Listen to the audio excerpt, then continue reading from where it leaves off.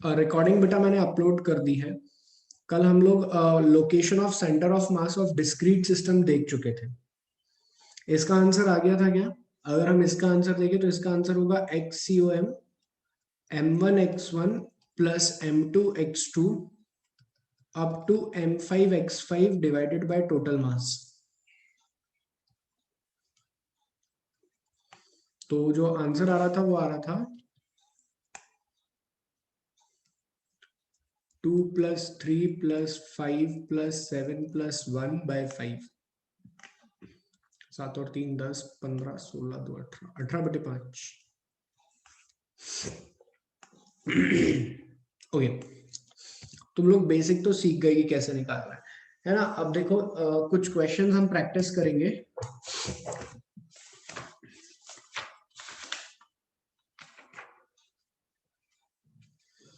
Three equal masses,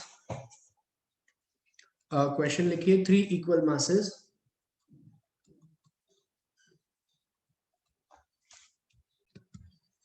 three equal masses are placed on the vertices of an equilateral triangle of side A. Find the center of mass if the vertex is if one of the vertex is origin।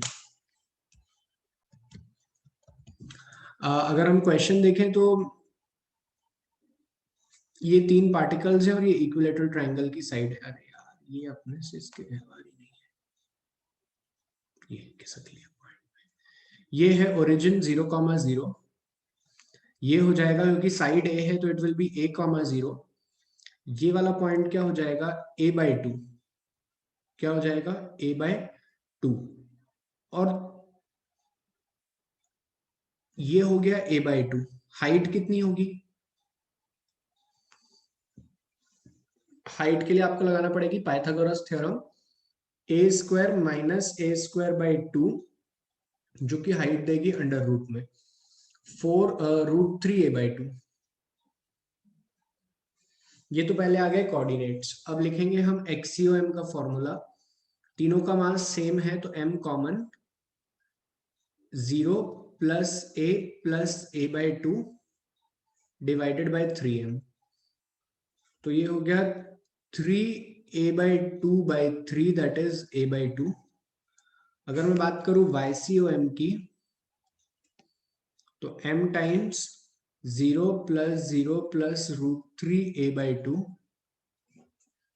Divided by 3m। m से m cancel हो गया, √3a/6 YCOM। तो यहां से अगर मैं RCom के coordinates लिखूं तो वो क्या आ जाएंगे a/2 i cap plus √3a/6 j cap. क्या क्लियर है सभी को? हम continuous mass system, centre of mass for continuous mass system, continuous mass system का मतलब मैंने लास्ट क्लास में बता चुका था। जैसे कि जो हमारे सॉलिड ऑब्जेक्ट्स होते हैं, तो अगर हम ध्यान से देखें, जैसे कि अब देखो हर ज्योमेट्री का यहाँ पर सेंटर ऑफ मास अलग निकलेगा। हर ज्योमेट्री का यहाँ पे सेंटर ऑफ मास अलग निकलेगा। अलग मतलब एक एक फॉर्मूला होगा उसका, तो तुम्हारे दिमाग में ले देकर ये बुद्धि में बैठ जाना चाहिए बात कि तुम्हें जो अब पढ़ना है उसमें तुम्हें लिस्ट ऑफ फॉर्मूला बनेगी और वो याद रखना है। बहुत सारे बातें ऐसी होंगी जो एकदम आसान होंगी, तुम्हें क्विकली याद हो जाएंगी। जैसे कि कोई तुमसे कहेगा कि स्क्वायर का बताओ, रेक्टेंगल का बताओ, तो ये बहुत जल्दी याद हो जाता है हमें। लेकिन कुछ बातें ऐसी रहेंगी जो याद नहीं होती है। मैं कुछ के डेरिवेशन करा के दिखा रहा हूँ और कुछ में लिस्ट ऑफ फॉर्मूला में ऐड कराऊंगा डायरेक्ट। अगर तुम्हें डेरिवेशंस ही चाहिए हैं तो हम कभी और डेरिवेशन स्पेसिफिक क्लास करेंगे, लेकिन अभी फिलहाल में डेरिवेशंस की नीड बिल्कुल नहीं है। Okay,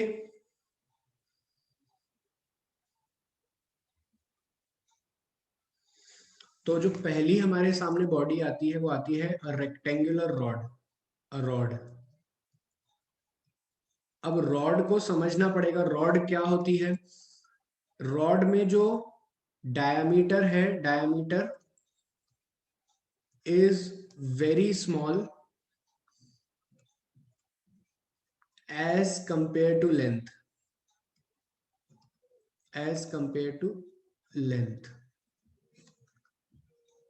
got it? तो ये रॉड है, लेकिन सर हमारे पास में कोई फॉर्मूला ही नहीं है, हम कैसे लिखेंगे सेंटर ऑफ मास? हमारे पास में तो कोई फॉर्मूला है ही नहीं सेंटर ऑफ मास लिखने का। तो the general formula for writing centre of mass is RCOM।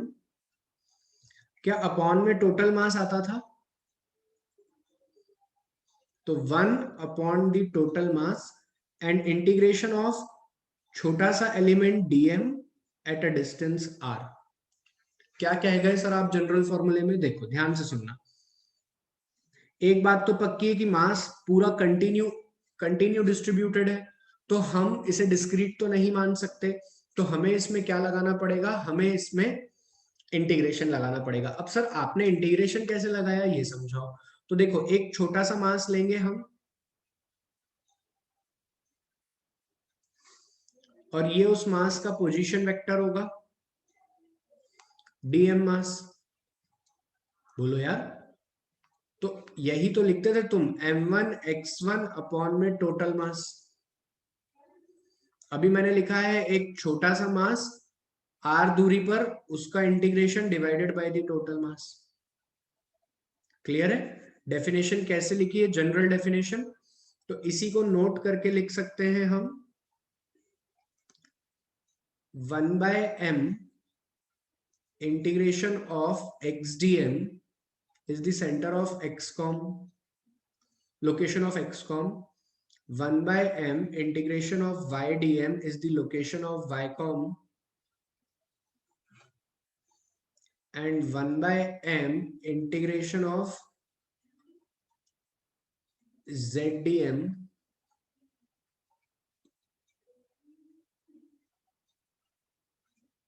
is zcom। ठीक है?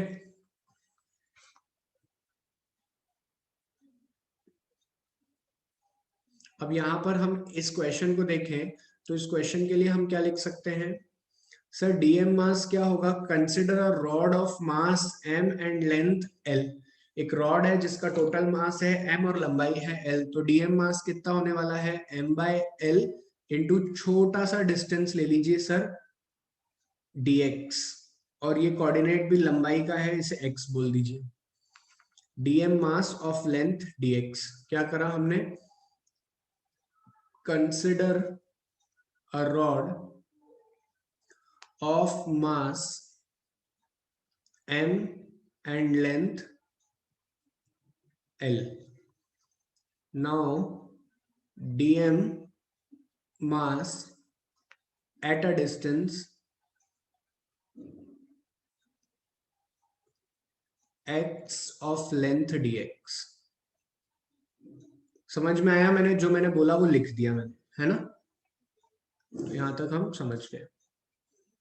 अब इसे इंटीग्रेट करना है, तो फॉर्मूला क्या कहता है? फॉर्मूला कहता है कि आना तो XUM है, क्योंकि जो कुछ भी हमारी सेंटर ऑफ मास की लोकेशन आएगी वो x में ही आएगी, y तो बहुत छोटा है तो उसमें निकालने की जरूरत नहीं है। तो 1/m integration of x into dm, इसको क्या लिख सकता हूं मैं? सर इसको लिख सकते हो आप 1/m integration of x m/l dx।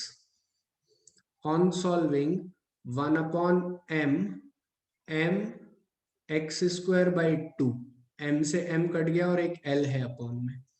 और ये कहां से कहां तक हुआ है इंटीग्रेशन? सर ये इंटीग्रेशन हुआ है ये x बराबर 0 से x बराबर l तक। तो 0 से l पुट करेंगे तो XUM कितना आ जाएगा? mm कट गया, l²/2l विल बी l/2।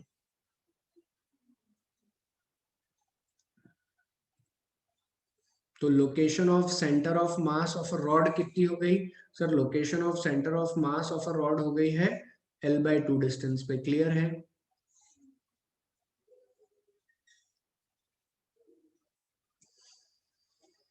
फिलहाल में अगर हम बहुत अच्छे से देखें तो this location comes out to be at the geometric centre of the body. कहां पर आ गया है ये प्यारे लाल? ये आ गया है eight the geometric centre of the body. लेकिन हर बार ऐसा हो, मैंने ऐसा कभी पढ़ाया नहीं है। 99% कक्षा 11वीं के सवाल में ज्योमेट्रिक सेंटर पर ही आएगा। लेकिन मैंने कभी भी डेफिनेशन ऐसी नहीं बताई और तुमने कभी भी डेफिनेशन ऐसी याद नहीं करी है। हाँ या ना बोलो यार। क्लियर है क्या? इसका नंबर है 0, इसका है -1 और इसका है -2। बढ़ते क्रम में लिखना है तुम्हें। ओह मैथ्स आ गया फिर।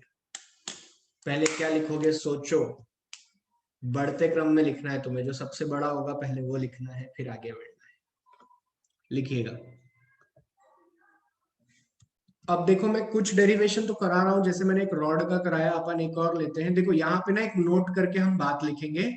डेंसिटी, देखो तुमने डेंसिटी जो पढ़ी होगी ना, अब थोड़ा सा अलग तरीके से सोचना है।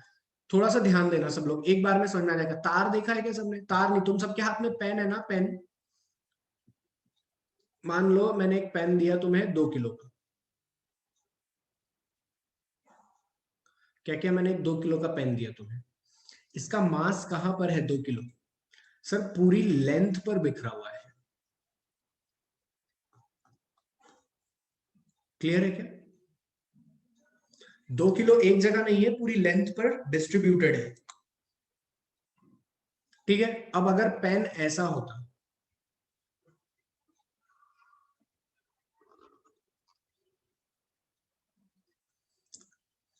क्या बन रहा है? अब अगर पेन ऐसा होता, इसमें ऐसा कोई डिजाइन होता पीछे, ये निब होती। शब्दों को समझना प्लीज, सब शब्दों को समझना। मैंने शेप जान करके ऐसा लिया है। ये भी 2 किलो का पेन है, सेम लेंथ का। लेकिन इसमें ना पूरा मास एक जैसा बिखरा हुआ नहीं है। यहाँ पे हर हर पार्ट पे एक जैसा मास बिखरा हुआ है। इसे कहते हैं यूनिफॉर्मली डिस्ट्रीब्यूटेड मास। क्या कहते हैं? यूनिफॉर्मली डिस्ट्रीब्यूटेड मास।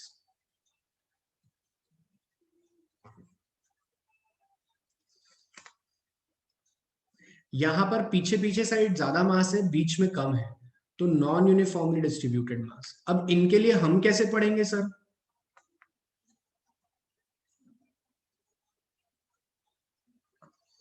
तो इनके लिए डिस्क्रीट बिल्कुल नहीं बोल सकते। डिस्क्रीट नहीं है, अपना दिमाग मत लगाओ। मैं बोल देता ना अगर बोलना होता तो। चलो तो यहां तक समझे। अब कैसे बताऊं और आगे? चलो इधर देखो। आ, मैंने तुम्हें एक प्लेट दे दी और मैंने कहा ये 2 किलो की प्लेट है। अब मास कहां पर है? और एक ऐसी सर्कुलर प्लेट दे दी। बताओ 2 किलो की प्लेट दी मैंने। अब मास कहां पर है सर? इसी कोने पे है प्लेट के, बाकी कहीं नहीं। सर अब जो मास है ना वो पूरे एरिया में फैला हुआ है।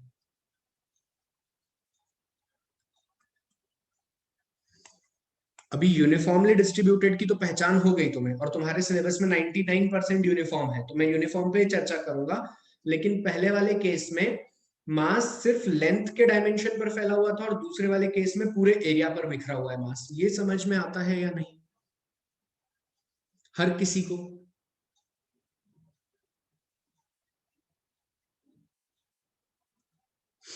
तीसरा ना मैंने क्या किया, मैंने तुम्हें एक सिलेंडर दिया,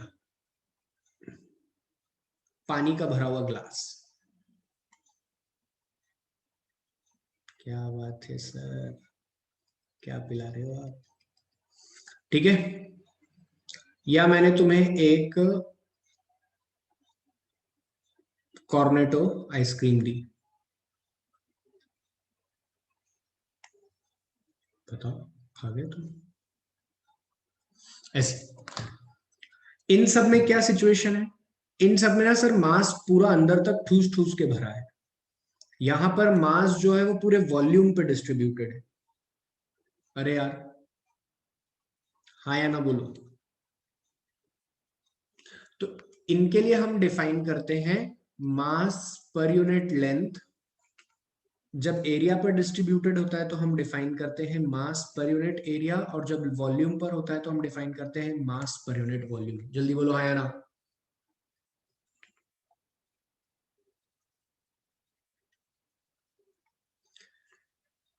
इका कहत है लीनियर डेंसिटी। क्या कहते हैं इसको? Linear mass density.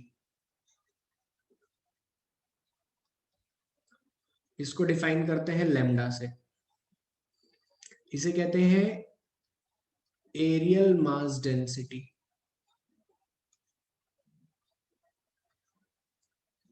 इसे डिफाइन करते हैं बीटा से, शायद मुझे एग्जैक्टली नहीं पता, बीटा। और इसे डिफाइन करते हैं volume mass density gamma.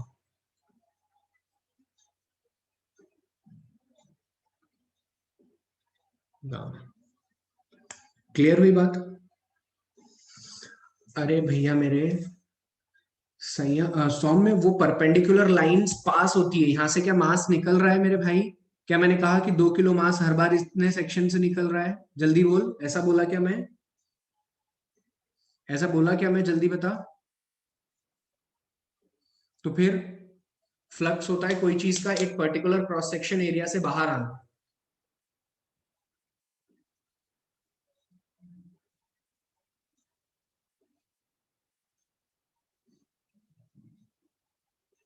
Sigma से बताया जाता है, सॉरी, सिग्मा। और इसका मैं भी चेक कर लूंगा, कहीं मॉड्यूल में दिया होगा तो देख लूंगा, ठीक है। सिग्मा। क्या तीनों नाम समझ में आए? देखो पिछले वाले क्वेश्चन में हमने यही किया था, ध्यान से देखो, मास पर यूनिट लेंथ लैम्डा। ऐसे ही वहां पे सर्कल बना के लैम्डा लिख लो सभी।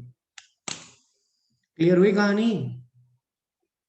मैं क्वेश्चन कराऊंगा, मैं डेरिवेशन ज्यादा नहीं कराऊंगा, याद रखना, इन पे ही क्वेश्चन दूंगा मैं।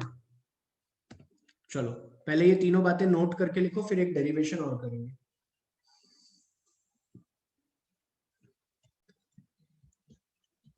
एक डेरिवेशन करता हूं मैं, देखो। एक तार होता है ना,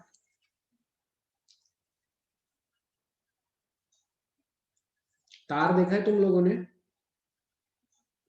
हमने एक छोटी सी रिंग ली, रिंग अंगूठी जो होती है, सेमी सर्कुलर रिंग ली। रिंग कैसी होगी सर? ऐसा, और ये ऐसा। इसको क्या कहेंगे हम? रिंग। अब रिंग में ना मास यहां पर है सिर्फ। अब रिंग में जो मास है वो यहां पर है। देखो मैं बहुत अच्छी चीज सिखाने वाला हूं यहां से, तो तुम लोग ध्यान से देखना। Second, COM of semi circular ring.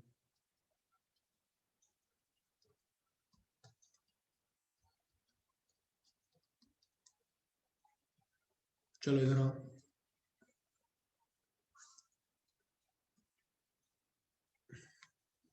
COM of semi circular ring. और रिंग जिसकी मास m है और रेडियस कितनी है? r है। इसकी रेडियस कितनी है बेटा? r रेडियस है। m mass of ring. अब क्या रिंग के एक ही सिरे पर है मास, या पूरी रिंग पर डिस्ट्रीब्यूटेड है? बोलो। पूरी रिंग पर है। तो हमने क्या किया, यहां से यहां तक का एक एलिमेंट लिया, ये छोटा सा एलिमेंट। इसका ये एंगल लिया हमने डी थीटा। क्या एंगल लिया? डी थीटा एलिमेंट का ये एंगल, और ये यहां से थीटा एंगल पे। क्लियर हुई बात? देखो ध्यान से देखना है ना, ये हाइट कितनी होगी? वाई हाइट, इसकी वैल्यू कितनी होगी? जवाब दो। आर साइन थीटा होगी क्या इसकी वैल्यू?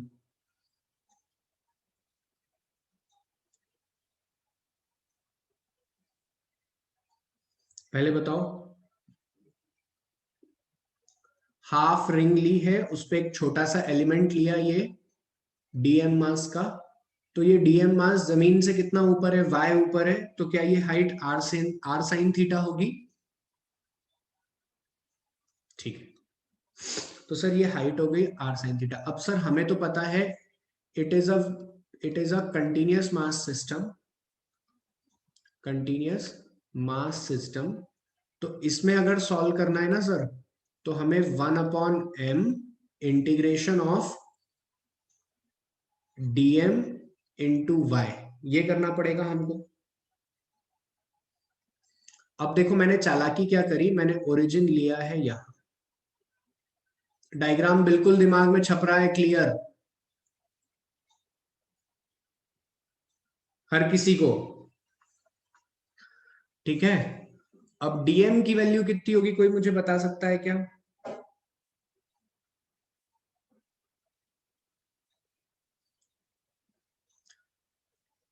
ये ऐसी रिंग है,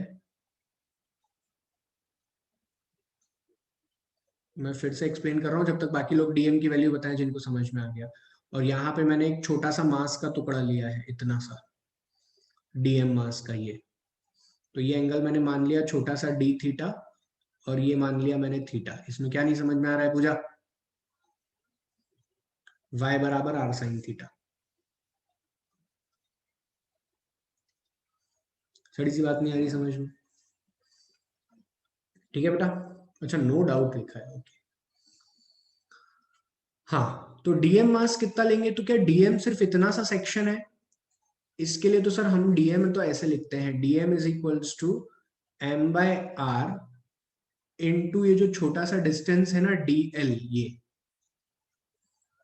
अब डीएल की डेफिनेशन क्या, मैं radius is equals to, sorry, angle d theta is equals to arc upon radius लिख सकता हूं क्या? अरे मैं बहुत टफ पढ़ा रहा हूँ क्या, या जनरल जनरल बातें कर रहा हूँ? D theta into r is the arc dl. अरे तुम्हें समझ में आ रहा है ना? अब सारी वैल्यू को यहाँ पुट कर दो ना, तुम अपने आप कर पाओगे इंटीग्रेशन, अपने पे विश्वास तो रखो यार। 1/m इंटीग्रेशन डीएम की वैल्यू क्या होगी? मास।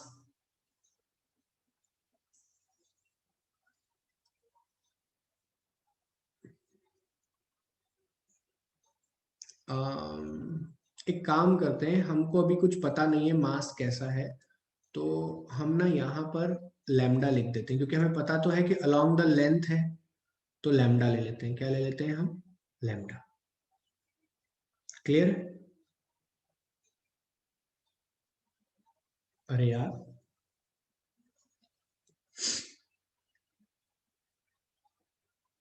अरे बच्चों बोलो। डीएम की वैल्यू क्या लिखेंगे हम? लैम्डा इंटू डीएल, और डीएल कितना है? Are d theta. Lambda are d theta. तो 1/m। पहले मुझे बताओ सभी लोग, मैं ये सब रब कर रहा हूं, जो मैंने यहां तक लिखा है वो सबको समझ में आया या नहीं आया? ये जानना बहुत जरूरी है।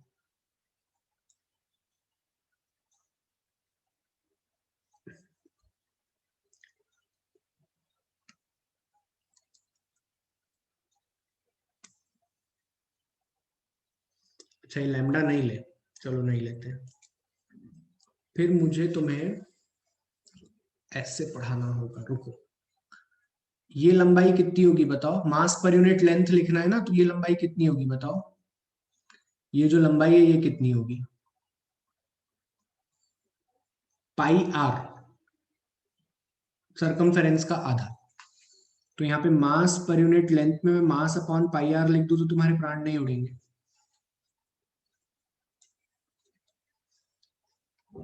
चलो आओ इधर। 1/m डीएम की वैल्यू क्या होगी? डीएम की वैल्यू होगी m upon pi r into y, और y कितना है? r sine theta. एक सेकंड, डीएम की वैल्यू गलत लिख दी। DM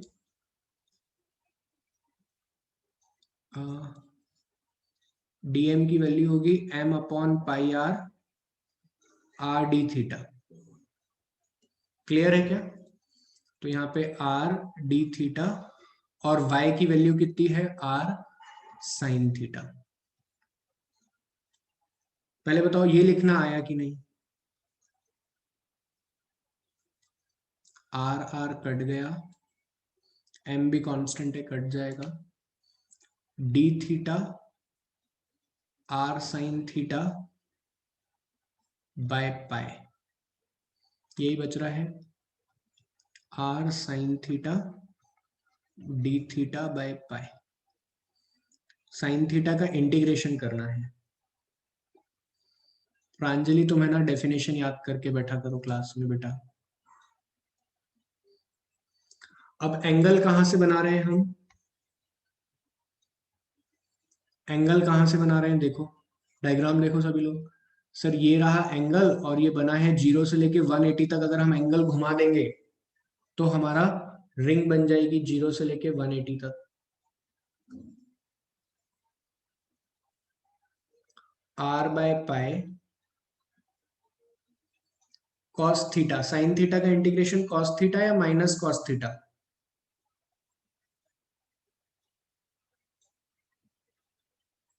0 to 1, 0 to pi,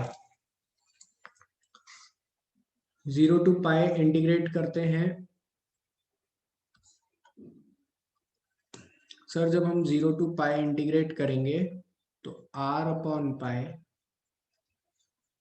minus cos 0 की value 1 minus of cos pi की value 0 minus of minus plus 1। तो जो सेंटर ऑफ मास आया है y कोऑर्डिनेट पे वो कहाँ आया है? r अपॉन पाई पे। ये समझ में आया या नहीं? और जिन लोगों को आ गया वो लिखना चालू करो, और जिनके डाउट है वो मुझे चैट पे बताओ। सर आपने क्वेश्चन में पढ़ाया था मास अपॉन लेंथ लैम्डा, तो आपने लेंथ को पाई आर क्यों लिखा? ये कंफ्यूजन जो है, तो बेटा तुम खुद सोचो, किसी भी सर्कल को बनाना है, तुम्हें आज तक सर्कल बनाने के लिए लंबाई दी गई है या रेडियस? तुम बताओ।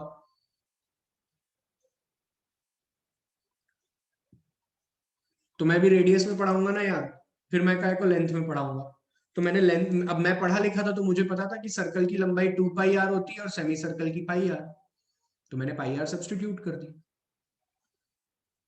अरे यार,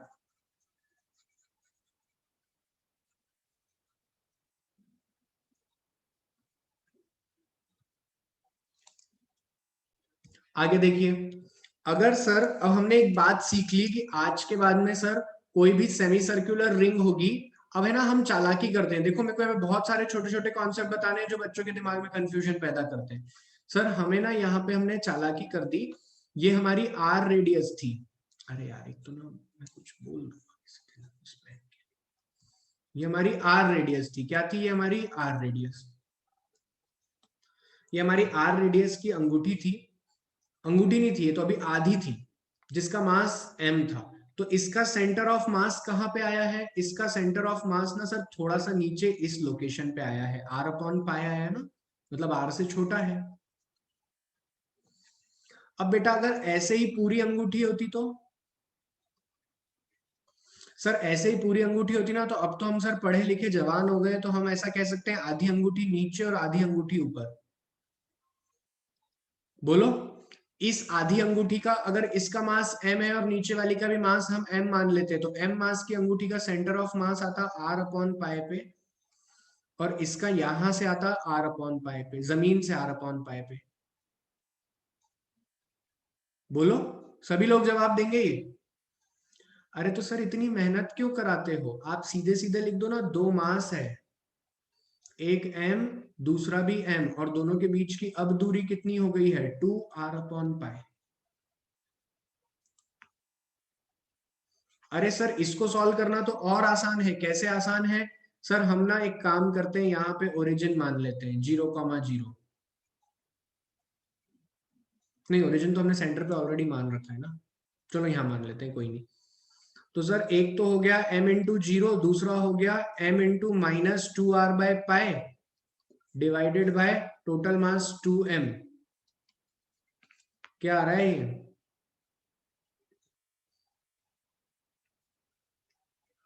m गया, r बाय पाई क्यों आ रहा है? कुछ गलत लिया क्या मैंने?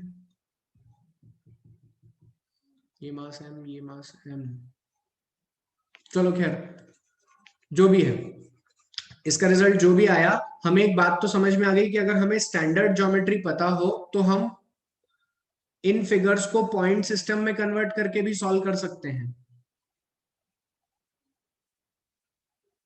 बोलो ना यार। अगर हमें स्टैंडर्ड ज्योमेट्री पता हो तो हम इन फिगर्स को, एक सेकेंड रुकना तो जरा, आंसर ऐसा आता नहीं है, 2 मिनट रुको। कॉस, अरे यार तुम लोग मेरे साथ, कॉस थीटा की वैल्यू रखना 0 से लेके पाई तक। कॉस पाई कितना होगा, -1, और कॉस 0 -1, और बाहर एक माइनस ऑलरेडी है, तो -+2 आएगा रे। मैं वही तो कहूँ, आंसर क्यों नहीं आ रहा, माइनस बाहर है। 2r/π। प्लीज इसको करेक्ट करो सभी लोग, प्लीज इसको करेक्ट करो। हमने कॉस, माइनस कॉस था ना, तो माइनस को तो बाहर ले आओ यहाँ पे, ये रहा माइनस। और अब जरा वैल्यूज को रख दो, कॉस पाई होगा क्या, -1, और कॉस 0 होगा 1। दोनों ऐड होके बन गए -2, और एक माइनस मल्टीप्लाई हुआ तो 2r/π। Centre of mass is 2r/π, कहां पर है, 2r/π पे, जल्दी बोलो।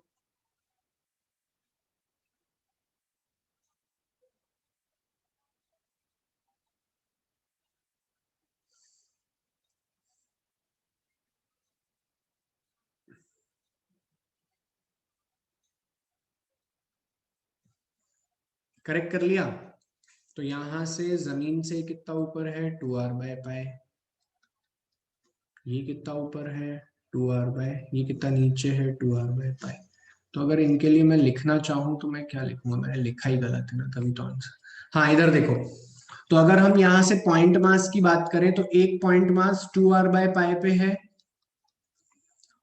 और दूसरा पॉइंट मास भी 2r/π पे है, दोनों का मास है। तो centre of mass of the complete ring निकालना हो तुमको, कि एक अंगूठी का सेंटर ऑफ मास कहां पे होगा, तो क्या लिखोगे, ये 0 0 है तुम्हारा ओरिजिन, m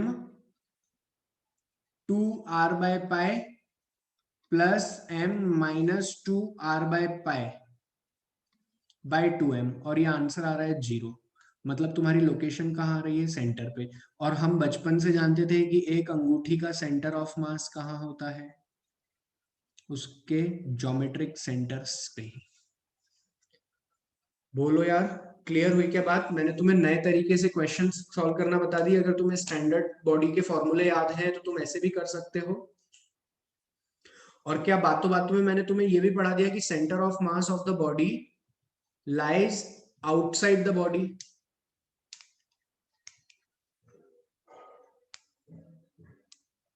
बच्चों जवाब दे दो, नोट करके लिखना इस बात को, बहुत काम की है ये, वेरी इंपॉर्टेंट।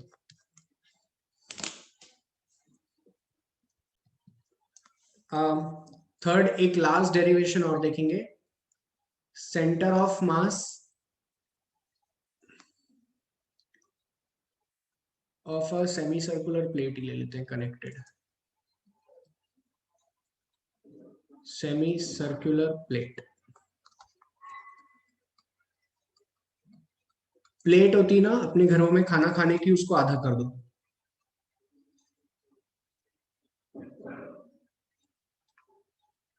m मास r रेडियस।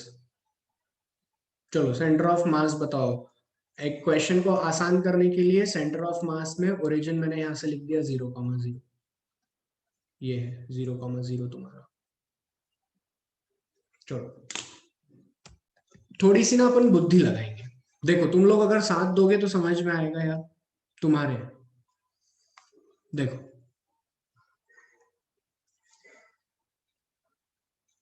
तुम सबने क्या किया, तुम सबने जो यूजुअली हर बच्चे अप्रोच करते हैं, सर ये आर पॉइंट था, हमने एक छोटा सा एलिमेंट लिया डीएम मास का, है ना बच्चों, एक्स में तो 0 है बिल्कुल, है ना, ऐसे ही लिया होगा। फिर तुमने डीएम क्या लिखा होगा, मास अपॉन एरिया इनटू छोटा सा एरिया कर देंगे तो हमें डीएम मिल जाएगा। क्या यहां तक पहुंचे थे क्या सभी लोग, जवाब दो। अब एरिया क्या लिखे तुम लोग, एरिया क्या लिखे, मान लो एंगल भी डी थीटा ले लिया होगा तुमने ये वाला, यहां से थीटा दूरी पे। एरिया क्या लिखे, फंस गए यहां पे। तो थोड़ा सोचो, ये सीखने पे आता है, मतलब डी बाय पाई कैसे, हट। अब ये थोड़ा ना सोचने वाली बात है। देखो क्या किया, क्या मैं ऐसा कह सकता हूं कि बहुत सारी सेमी सर्कुलर अंगूठियां मैं यहां पे रखता जाता, जैसे ये एक अंगूठी रखी मैंने, ऐसी मैं अनंत अंगूठियां रख दूं। कहां से कहां तक मैं रख दूं, इस जीरो से लेके इस आर हाइट तक के बीच में मैं अनंत अंगूठियां रख दूं, तो ये एक प्लेट की तरह बन जाएगा। मानते हो? तो ये हमने एक अनंत अंगूठी ली,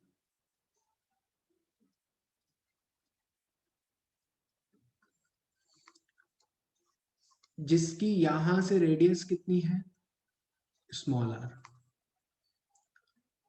और उसकी थिकनेस कितनी है,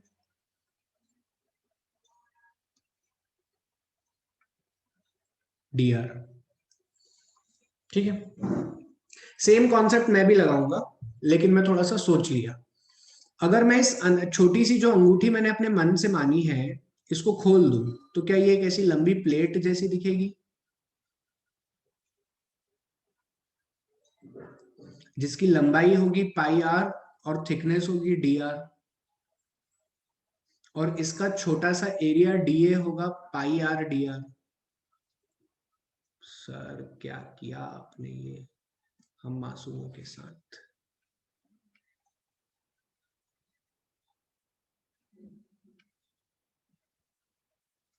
जल्दी बोलो, समझ में आया कि नहीं? मेहनत खत्म हमारी अब वही फॉर्मूला लगाएंगे हम जो लगाते आ रहे थे। Y c o m, area of circle बना कहाँ बेटे, ये सर्कल तो है नहीं, मैंने तो एक रिंग मानी है। तो ये क्या हो जाएगा सर, अगर हम यहाँ ध्यान से देखें तो 1/m इंटीग्रेशन वाई, क्या लिख रहे हो सर ये आप, है कुछ भी चल रहा है, पहले डीएम आए, डीएम अपॉन में वाई, यही लिखेंगे। अब डीएम लिखना सिखा दो सर, मैंने ये क्वेश्चन सिर्फ डीएम के लिए करवाया है।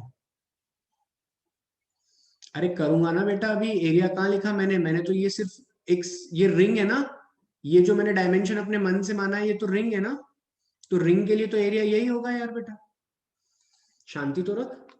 अब ये क्या होगा, डीएम होगा मास अपॉन में एरिया इनटू छोटा सा एरिया।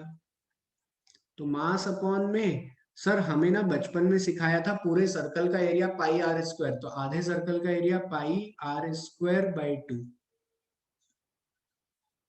इंटू डी ए हो जाएगा pi r into d are.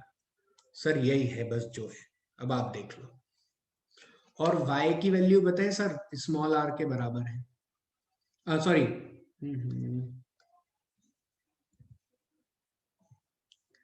y की वैल्यू कितनी होगी, ये पूरी की पूरी जो रिंग हमने मानी है इसका सेंटर ऑफ मास कहां पे होगा बताओ।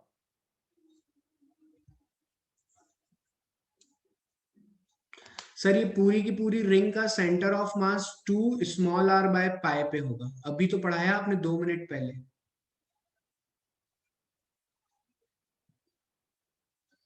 जो मैंने लेफ्ट हैंड साइड पे लिखी है तीनों बातें, डी ए डीएम और वाई, समझ में आया? और सर ऐसी काली काली छोटी छोटी अनंत रिंग आप जोड़ दोगे जीरो से लेके आर के बीच में, कहां से कहां तक, जीरो से लेके आर के बीच में, तो हमारा काम हो जाएगा। तो कर दो ना काम, 1/m, डीएम की जगह पे क्या लिखोगे, डीएम की जगह पे लिखोगे ओ हो m upon pi r square upon में 2, और डीए की जगह पे क्या लिखोगे, डीए की जगह पे लिखोगे पाई आर डी आर, वाई की जगह पे क्या लिखोगे 2 r/पाई। देखने में टफ लग रहा है सर, काट के तो देखो आप, सब खत्म हो रहा है, बोलो। 2 और 2 मल्टीप्लाई होके बन गए 4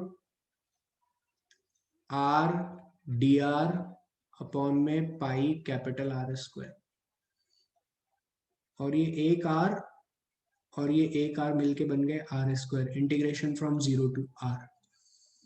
4 कैपिटल पाई आर बाहर आ गया, और आर स्क्वायर का इंटीग्रेशन तो सर हम बचपन से जानते हैं आर क्यूब बाय 3, और 0 से कैपिटल आर तक लिमिट डालेंगे तो capital r cube by 3। On solving it will be 4r by 3 पाई। दिस इज YCOM, और XCOM तो 0 है क्योंकि हमने ओरिजिन ही वही मान लिया है। सर ये क्या हो गया एकदम, ऐसा कौन करता है सर, हम तो आप ही के बच्चे हैं सर, क्या कर रहे हो। अरे समझे ना, आसान है, कोई टफ नहीं है, दिमाग लगाना है। आर स्क्वायर था तो भैया मेरे आर स्क्वायर कट जाएगा ना आर क्यूब से।